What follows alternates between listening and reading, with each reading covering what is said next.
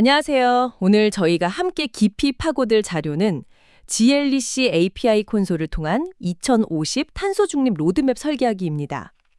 이게 한국 물류 운송 산업의 현재 탄소 배출량 이걸 진단하고 2050년까지 넷제로 그러니까 순 배출량 0 달성을 위한 그런 구체적인 단계별 계획 또 전략을 담고 있는 아주 흥미로운 보고서더라고요. 그래서 이번 탐구를 통해서 저희는 이 자료가 보여주는 물류 분야 탄소 중립의 현실적인 과제들 있잖아요. 그리고 GLEC라는 기업이 제안하는 기술적인 해법들, 또 2050년까지 쭉 이어지는 장기 로드맵의 핵심, 이런 것들을 좀 파악해 보려고 합니다. 특히 이커머스 같은 것 때문에 물동량은 계속 늘어날 것 같은데 탄소 배출은 줄여야 하고 이 어려운 숙제를 어떻게 풀 수 있을지 여기에 좀 집중해서 이야기 나눠보겠습니다. 이 분야 전문가시든 아니면 그냥 미래 물류가 궁금하신 분이든 분명히 얻어가실 게 있을 거예요. 네, 맞습니다. 현재 상황부터 좀 짚어보면요. 2024년 기준으로 봤을 때 한국 물류 운송업의 온실가스 배출량이 연간 한 3,700만 톤 정도 됩니다. 이게 국가 전체 배출량의 5.3%니까 상당히 큰 비중이죠. 5.3%면 적지 않네요, 정말. 그렇죠. 그런데 2050년까지 탄소 중립, 그러니까 넷제로를 이루려면 지금부터 매년 평균 4.2%씩 배출량을 꾸준히 줄여나가야 한다는 계산이 나옵니다.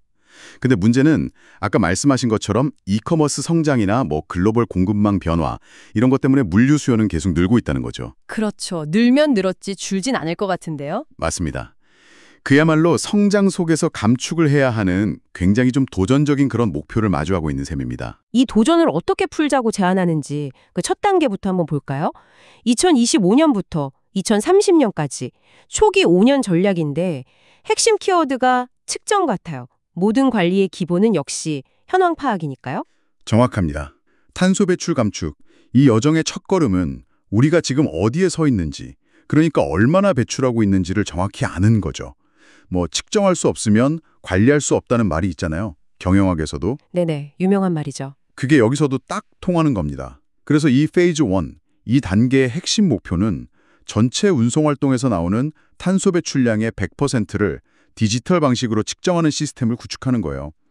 자료에서는 GLEC API 콘솔이라는 솔루션을 전면 도입하고 또 기업들이 이미 쓰고 있는 TMS, 아시죠? 운송관리 시스템. 네, TMS. 그리고 WMS, 창고관리 시스템, 또 ERP, 전사적 자원관리 시스템과 완벽하게 딱 연동을 시켜서 실시간으로 모니터링하는 체계를 만들자 이렇게 제안합니다. 이걸 통해서 측정의 정확도를 99%까지 끌어올리는 걸 목표로 하고 있고요. 99%요. 와. 네, 사실상 거의 모든 배출 활동을 데이터로 잡아내겠다는 거죠. 이게 나중에 ESG 경영보고 같은 거 할 때도 꼭 필요한 기반이 될 거고요. 99% 정확도라니. 진짜 빈틈없이 관리하겠다는 의지가 보이네요. 그럼 이렇게 측정이 정교해지면 그 다음은 자연스럽게 최적화로 이어지겠군요. 데이터가 쌓이면 어디서 비효율이 생기는지 딱 보일 테니까요. 바로 그 지점입니다. 2027년에서 2028년 이 사이에는 이렇게 쌓인 방대한 데이터를 분석해서 운영을 최적화하는 단계예요. 자료에서는 예를 들어서 TOC, 그러니까 제약 이론이라고 하죠. Theory of Constraints. 아, TOC. 네. 이 이론에 기반한 클러스터링 같은 분석 기법을 활용하는 방안을 제시합니다. 이게 뭐냐면 여러 운송 과정 중에 병목 현상이나 비효율이 가장 심한 지점을 딱 집중적으로 찾아서 개선하는 데 도움을 줄 수 있는 방법론이거든요. 또 다른 구체적인 목표로는 그 화물 없이 빈 차로 다니는 비율 있잖아요. 공차율. 아, 공차율. 중요하죠. 네, 이걸 현재 평균 한 20% 수준인데 절반인 10%까지 줄이는 걸 제시하고 있습니다. 이 운영 최적화만 잘해도 연간 15%의 배출량 감소 효과를 기대할 수 있다고 하니까 이거 상당한 성과죠. 와, 최적화만으로 15%요? 네, 여기서 또 주목할 만한 점이 이 과정에서 ISO 14083 표준을 활용하는 게 중요하다는 건데요. ISO 14083. 이거 어떻게 읽어야 하죠? 네. ISO 14083 이렇게 읽으면 됩니다. 이게 운송 물류 활동에서 나오는 온실가스 배출량 개선하고 보고하는 방법에 대한 국제 표준 약속 같은 거거든요. 이걸 활용하면 우리가 달성한 감축 효과를 객관적으로 검증받고 또 외부에 투명하게 공개하는 데 큰 도움이 된다. 이런 연구 결과도 언급되어 있어요. ISO 14083. 네, 기억해둬야겠네요. 앞으로 물류 쪽 탄소 배출 얘기할 때 계속 나올 중요한 표준이 되겠군요. 그럼 이 첫 단계, 페이즈 1의 마지막 즈음, 2029년에서 2030년에는 드디어 운송수단 자체에도 변화가 시작되는 건가요? 네, 맞습니다. 초기 5년의 마지막 2년 동안에는 좀 더 눈에 보이는 변화들이 추진됩니다. 우선 도심 구간을 다니는 상업용 차량의 30%를 전기차나 수소차 같은 친환경 차량으로 바꾸는 목표를 세우고요. 30% 전환? 네.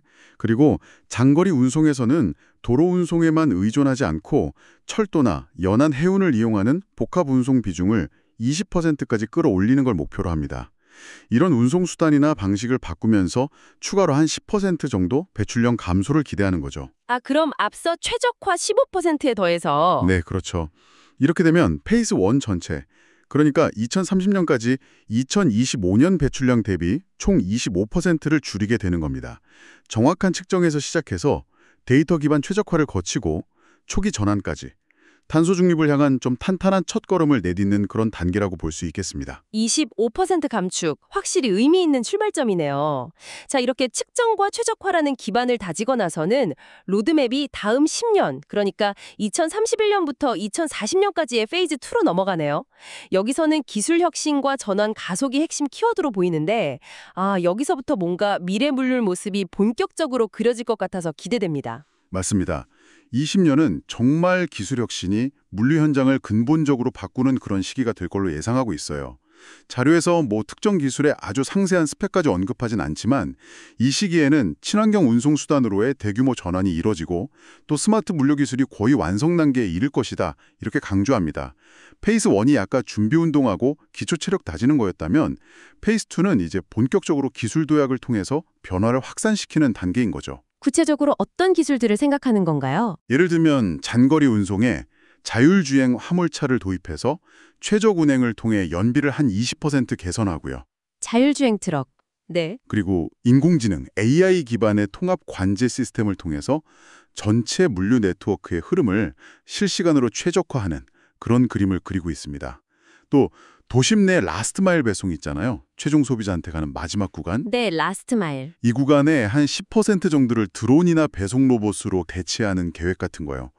그동안 약간 상상 속에서나 가능했던 그런 미래 물류 기술들이 현실화되는 시기로 보고 있는 거죠. 와, 자율주행 트럭이 고속도로를 달리고 AI가 실시간으로 최적 경로 알려주고 드론이 집 앞까지 물건을 가져다주고 진짜 예전에 영화에서 보던 그런 장면들이네요. 이런 기술들을 상용화되면 단순히 물류 효율성 개선, 이걸 넘어서 우리가 상품을 주문하고 받는 방식 자체에도 엄청난 변화가 오겠어요. 그렇죠. 생활이 바뀔 수도 있는 거죠. 이 중요한 시기에 감축 목표는 어느 정도로 잡고 있나요? 페이스 2에서는 상당히 좀 공격적인 감축 목표를 설정하고 있어요.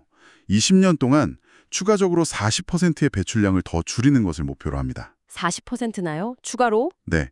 페이즈 1에서 달성한 25% 감축에 더해서 2040년까지는 2025년 배출량 대비 총 65%를 감축하겠다는 거예요. 와, 65%! 전체 목표의 거의 3분의 1을 이 시기에 달성하겠다는 거네요. 맞습니다. 굉장히 야심찬 계획이죠. 이게 앞서 말씀드린 그런 기술 혁신이 가져올 파급 효과가 그만큼 클 거라는 기대감을 반영하는 걸로 보입니다. 물론 이 목표 달성하려면 기술 개발하고 상용화가 계획대로 착착 이루어져야 한다는 전제는 따르고요. 65% 감축이라 정말 기술의 역할이 절대적이겠네요. 자, 그럼 이제 로드맵의 마지막 구간 2041년부터 2050년까지의 페이즈 3로 가보겠습니다. 마침내 탄소 중립을 완성하는 마지막 퍼즐 조각을 맞추는 단계라고 할 수 있겠군요. 그렇습니다. 이 마지막 10년은 앞선 단계들에서 기술적으로나 경제적으로 줄이기 어려웠던 배출량 있잖아요. 소위 잔여 배출량이라고 부르는데 이걸 최대한 줄이는 데 집중합니다. 그리고 그럼에도 불구하고 남게 되는 어쩔 수 없는 배출량은 다른 방법으로 상쇄해서 최종적으로 순 배출량을 0으로 만드는 게 목표죠. 제로로 만드는군요. 구체적으로는 어떤 방법들을 쓰나요? 구체적인 실행 방안으로는 일단 내연기관 같은 화석연료 쓰는 운송수단 비율을 전체 운송량의 5% 이하로 확 낮추고요. 5% 이하? 거의 없앤다는 거네요. 네, 거의 없애는 거죠.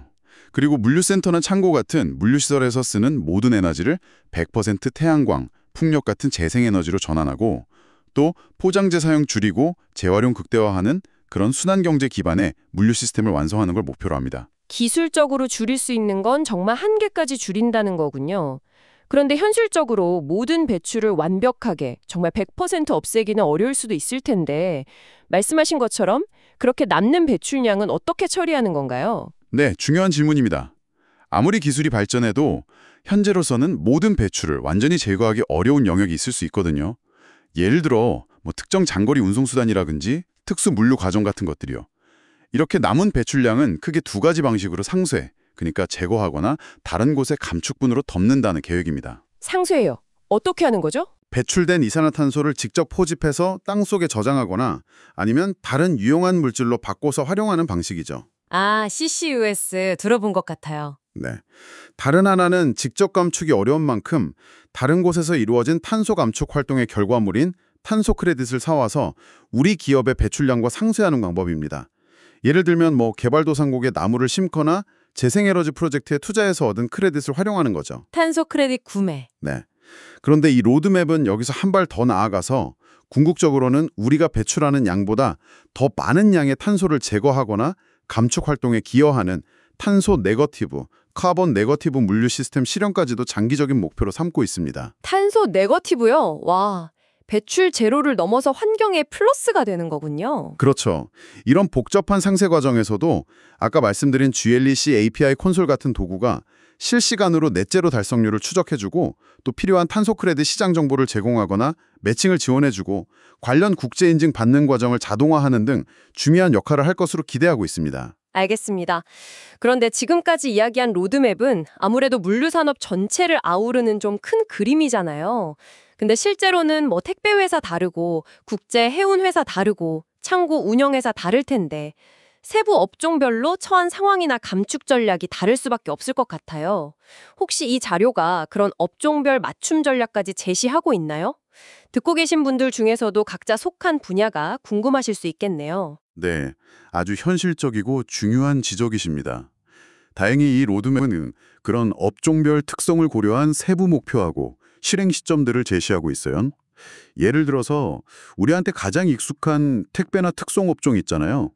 이런 경우는 도심 내 짧은 거리 운행이 많으니까 2027년까지 도심 운행 차량의 50%를 전기차로 전환하고 2030년까지는 라스트 마일에 드론이나 로봇을 20% 활용하고 2035년에는 주요 거점 간 장거리 운송에 수소 트럭을 투입하는 식으로 좀 비교적 빠른 전환 목표를 제시합니다. 택배 쪽은 아무래도 더 빠르군요. 네. 반면에 선박이나 항공기를 주로 쓰는 국제 물류업의 경우는 2028년에 친환경 대체 연료인 그린 암모니아 쓰는 선박을 시범 운항하고 2032년까지는 항공 운송의 SAF, 그러니까 지속 가능 항공유, 서스테너블 에이비에이션 퓨어를 30% 혼합 사용하는 걸 목표로 하는 등 각 운송수단의 기술 개발이나 상용화 속도에 맞춘 좀 더 장기적인 전략을 보여주고요. SAF 30% 혼합. 네. 또 화주의 물류를 대행하는 3PL, 제3자 물류기업이나 종합물류기업 같은 경우는 다양한 고객사, 즉 화주와의 협력이 핵심이잖아요. 그래서 2026년까지 고객사하고 탄소 배출량 데이터를 공유하고 관리할 수 있는 통합 플랫폼을 구축하고 2029년부터는 화주사하고 같이 비용을 분담하고 성과를 공유하는 공동 감축 프로그램을 본격적으로 추진하는 걸 주요 목표로 삼고 있습니다. 업종별로 이렇게 구체적인 기술이랑 목표 시점까지 제시되어 있으니까 각자 자기 상황에 맞춰서 로드맵을 이해하고 적용하는데 훨씬 도움이 되겠네요. 그런데 이 모든 전환 과정, 특히 새로운 기술 도입하고 인프라 바꾸고 하는 데는 어마어마한 투자가 필요할 텐데요. 기업 입장에서는 과연 이 투자가 합리적인지, 그러니까 비용 대비 효과, ROI라고 하죠. 이게 어느 정도인지가 가장 궁금할 수밖에 없을 것 같아요. 이 부분에 대한 분석도 있나요? 물론입니다. 투자는 피할 수 없는 부분이죠. 자료에 따르면 이 로드맵을 성공적으로 이행하려면 단계별로 연평균 매출액의 한 2%에서 3% 수준의 투자가 꾸준히 필요할 걸로 추정하고 있어요. 매출의 2, 3%? 네. 이걸 업계 전체 규모로 환산해 보면 페이스 1, 초기 5년 동안에는 연평균 1,000억 원, 페이스 2 중간 10년에는 연평균 2,000억 원, 그리고 페이스 3 마지막 10년에는 연평균 1,500억 원 규모의 투자가 필요하다는 분석입니다. 결코 적은 금액은 아니죠. 그렇죠. 조단이네요, 거의. 네. 하지만 이 투자가 그냥 단순한 비용 지출로 끝나는 게 아니라 상당한 경제적 효과를 가져올 수 있다, 이렇게 강조합니다. 예를 들어서 2040년쯤 되면 탄소세 부과나 배출권 거래제 때문에 발생할 수 있는 연간 약 5천억 원의 탄소 관련 비용을 절감할 수 있고요. 5천억 원 절감? 크네요. 네. 그리고 친환경 물류 서비스라는 새로운 시장이 약 10조 원 규모로 성장할 수 있고, 또 ESG 경영을 선도하는 기업으로 인정받아서 투자 유치나 브랜드 가치 제고 측면에서 약 30% 기업 가치 상승 효과도 기대할 수 있다고 합니다. 신시장 10조 원, 기업 가치 30% 상승. 와. 네. 그리고 GLEC API 콘솔 자체에 ROI 예시도 나와 있는데, 이게 연간 약 3,900만 원 프로플랜 기준으로요. 이걸 투자해서 시스템을 활용하면 데이터 기반 운송 최적화 같은 걸 통해서 연간 약 2억 원의 직접적인 비용 절감 효과를 얻을 수 있고, 나아가서 전체 탄소 감축 목표 달성의 약 30%를 이 시스템을 통해 효율적으로 관리하고 지원할 수 있다, 이렇게 분석해요. 결국 투자가 단기적으로는 부담일 수 있지만 장기적으로 보면 생존과 성장을 위한 필수적인 선택이고, 또 새로운 가치 창출의 기회가 될 수 있다는 걸 보여주는 거죠. 연 매출의 2~3% 수준의 꾸준한 투자로 탄소 비용도 절감하고 새로운 시장 기회도 잡고 기업 가치까지 올릴 수 있다면 이건 더 이상 선택의 문제가 아니라 필수 전략으로 봐야겠네요. 자, 그럼 이 거대하고 장기적인 로드맵을 성공적으로 완수하기 위해서 이 자료가 강조하는 핵심 성공 전략은 뭘까요? 5가지로 요약해서 제시하고 있다고 하는데요. 네, 아무리 계획이 좋아도 실행 전략이 없으면 의미가 없잖아요. 이 자료에서 제시하는 5가지 핵심 성공 전략은 이렇습니다. 첫째는 아까 여러 번 강조됐던 건데, 정확한 측정 없이는 관리도 없다는 원칙이에요. GLEC API 콘솔 같은 디지털 도구로 활용해서 기업 활동 전반에서 나오는 모든 배출원을 놓치지 않고 실시간으로 추적하고 감이나 경험이 아니라 객관적인 데이터에 기반해서 감축 전략을 세우고 실행해야 한다, 이겁니다. 네, 측정의 중요성. 의즈은 단계적 접근과 빠른 성공, 퀵 윈 전략입니다. 이게 2050년까지 갈 길이 머니까 처음부터 너무 크고 어려운 과제에만 매달리지 말고요. 공차율 개선이나 운송 경로 최적화처럼 비교적 적은 노력으로 단기간에 눈에 보이는 성과, 퀵 윈을 낼 수 있는 부분부터 시작해서 내부적으로 좀 공감대도 만들고 추진 동력을 확보하라는 현실적인 조언이죠.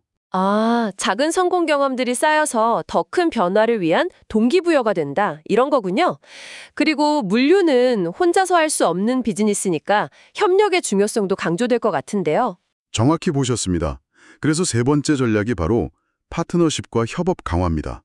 물류라는 게 원자재 공급사부터 제조사, 유통사, 운송 협력사, 그리고 최종 소비자까지 길게 이어진 공급망, 서플라이 체인 위에서 이루어지잖아요. 그렇죠. 따라서 개별 기업 노력만으로는 한계가 있고, 공급망 전체의 탄소 배출량을 줄이려면 화주사, 운송사, 플랫폼 기업 같은 모든 파트너들하고 투명하게 데이터를 공유하고 소통하면서 공동의 감축 목표를 세우고 협력하는 게 필수적이다, 이 점을 강조합니다. 자료에서는 GLEC API 콘솔의 화주사 리포트 기능 같은 게 이런 협업을 촉진하는 데 기여할 수 있다고 언급하고 있고요. 협력 중요하죠. 4번째는 뭔가요? 4번째는 미래 기술 투자와 전문 인재 육성입니다. 자율주행 트럭, 배송 드론, AI 기반 관제 시스템, 친환경 선박, 항공기 같은 미래 물류를 이끌 새로운 기술 개발하고 도입하는 데 과감한 투자가 필요하고요. 동시에 이런 첨단 기술하고 시스템을 효과적으로 운영하고 관리할 수 있는 데이터 분석가나 AI 전문가, 친환경 기술 엔지니어 같은 전문 인력을 미리 확보하고 양성하는 노력이 같이 가야 한다, 이 점을 지적합니다. 기술과 사람 둘 다 중요하다는 거군요. 마지막 5번째는요? 마지막 5번째 전략은 정부 정책 및 외부 인센티브의 적극적인 활용입니다. 탄소 중립이라는 게 개별 기업 힘만으로는 달성하기 어려운 국가적 또 전 지구적 과제잖아요. 따라서 정부가 제공하는 친환경 차량 구매 보조금이나 녹색 기술 R&D 지원 사업, 저리의 녹색 금융 상품, 또 탄소 배출권 거래제나 탄소 크레딧 시장 같은 활용 가능한 모든 정책적 지원이나 시장 메커니즘을 적극적으로 파악하고 활용해서 투자의 부담을 줄이고 전환의 속도를 높여야 한다 이겁니다. 측정, 단계적 접근, 협력, 기술과 인재, 그리고 정책 활용. 이 5가지 요소가 정말 서로 잘 맞물려서 시너지를 내야 이 거대한 목표를 향해 나아갈 수 있겠군요. 오늘 이 로드맵을 쭉 따라가 보니까 정말 25년이라는 긴 호흡으로 하지만 굉장히 체계적이고 전략적으로 접근해야 하는 과제라는 생각이 듭니다. 특히 자료 마지막에 언급된 트럭의 평균 교체 주기는 7년, 선박은 25년, 물류센터 내용 연수는 30년 이상이라는 점을 생각하면 2050년 탄소 중립 목표가 생각보다 그렇게 멀리 있는 게 아니구나 하는 게 실감이 나요. 그렇죠. 지금부터 준비해야 하는 거죠. 네, 당장 다음에 트럭 살 때, 새로운 물류센터 설비할 때부터 이 변화를 염두에 둬야 한다는 뜻이니까요. 이 이야기를 듣고 계신 여러분의 회사에서 오늘 저희가 나눈 로드맵이나 5가지 전략 중에 어떤 부분을 가장 먼저 검토하고 적용해 볼 수 있을까요? 혹은 이 거대한 전환의 흐름 속에서 여러분 개인의 역할이나 커리어는 앞으로 어떻게 변화하고 발전해 나갈 수 있을지 잠시 생각해 보시는 것도 의미 있는 시간이 될 것 같습니다. 오늘 저희는 GLEC라는 기업이 제시한 자료를 바탕으로 한국 물류산업이 2050년 탄소 중립이라는 목표를 향해 나아갈 구체적인 여정을 단계별로 깊이 있게 살펴보았습니다. 정확한 배출량 측정에서 시작해서 데이터 기반의 운영 최적화, 단계적인 기술 혁신과 운송수단의 전환, 그리고 마지막으로 남은 배출량을 상쇄에 이르기까지 결코 쉽지 않은 도전이지만 체계적인 계획과 또 GLEC API 컨솔 같은 기술적인 도구의 지원, 그리고 ISO 14083 같은 국제표준의 올바른 적용을 통해서 충분히 헤쳐나갈 수 있는 과제임을 확인할 수 있었습니다. 네, 여기서 우리가 마지막으로 한 번 더 생각해봐야 할 점은요. 물류 분야의 탄소 중립 노력이 단순히 그냥 환경 규제를 지키거나 비용을 절감하는 차원을 넘어서 훨씬 더 큰 전략적인 의미를 가지고 있다는 겁니다. 전략적 의미요? 네, 이게 친환경 기술 개발하고 혁신적인 물류 서비스 모델을 통해서 새로운 시장에서 경쟁 우위를 확보할 수 있는 기회이기도 하고요. 동시에 기후변화나 팬데믹, 지정학적 갈등 같이 예측 불가능한 외부 충격에도 흔들리지 않고 안정적으로 운영될 수 있는 공급망의 회복 탄력성, 리질리언스라고 하죠. 이걸 근본적으로 강화하는 중요한 계기가 될 수 있다는 거예요. 회복 탄력성 강화. 중요한 포인트네요. 네, 그래서 앞으로 우리에게 남은 약 25년 동안 이 피할 수 없는 거대한 변화의 파도를 어떻게 위기가 아니라 성장의 기회로 만들어 나갈 것인가. 이것이 우리 물류산업계 전체, 그리고 그 안에서 일하는 우리 모두에게 주어진 중요한 숙제이자 또 가능성이라고 생각합니다. 네, 관점의 전환이 필요하다는 아주 중요한 지적이십니다. 단순히 부담이나 규제로만 볼 게 아니라 지속 가능한 성장을 위한 새로운 동력이자 기회로 바라봐야 한다는 말씀이시죠. 오늘 저희와 함께 이 흥미로운 탐구 여정에 동참해 주셔서 감사합니다. 다음에도 여러분의 지적 호기심을 만족시켜드릴 유익한 정보와 깊이 있는 분석으로 돌아오겠습니다.